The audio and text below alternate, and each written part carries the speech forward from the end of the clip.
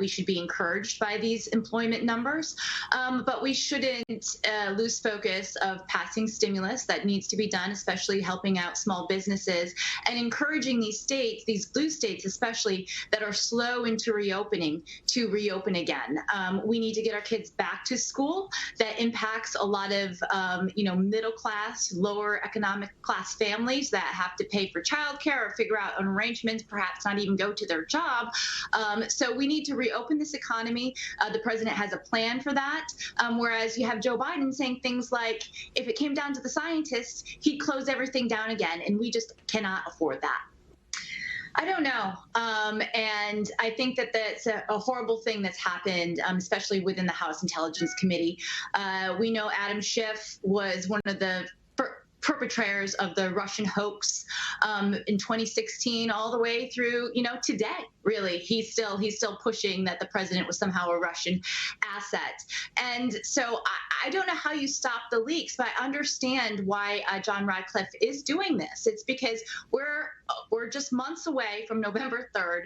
Our country is highly polarized between two parties. This is going to be a very contentious election, and we don't need these fake news reports or these news reports put out there with a political agenda that undermines the integrity of our election day. No, and it's sad. It's a disservice to the voters out there who want to know more about their record and what they stand for.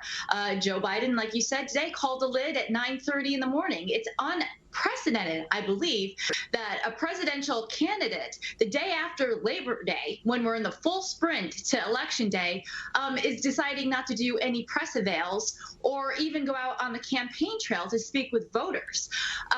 This is the Joe Biden's gaffes and Kamala's missteps, and I think it was a mistake yesterday to go to Jacob Blake and say that she's proud of him, given his record. You're seeing it being reflected in the polls. The voters aren't satisfied. The polls are tightening, especially in these battleground states. The president today is in Florida. He's going to be in North Carolina. He has a full plate of travel this week and the weeks ahead. He's campaigning like he's 10 points behind, but we know with our internal polls, he's a lot closer than that. And to your point, Kelly, I'm going to play this for you here because Biden's relied on a teleprompter for his virtual rallies, meetings. Here's one of the moments that proves it. Watch this. And I would like to know, what will your administration do to help them give him that chance? Thank you. Let's move it up here.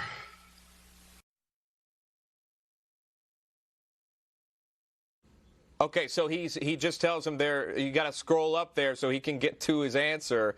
Kelly, how do you debate when you're so reliant on someone else writing your answer to a Q&A? I don't know. I mean, this is not the first time Joe Biden has had such an incident. When he does his remarks, he usually, when he was announcing Kamala as his vice president, he had notes in front of him that MSNBC conveniently edited out. He reads the top line messaging from his talking points, things that he shouldn't be doing. So I think that there's a huge vulnerability for Joe Biden in this aspect.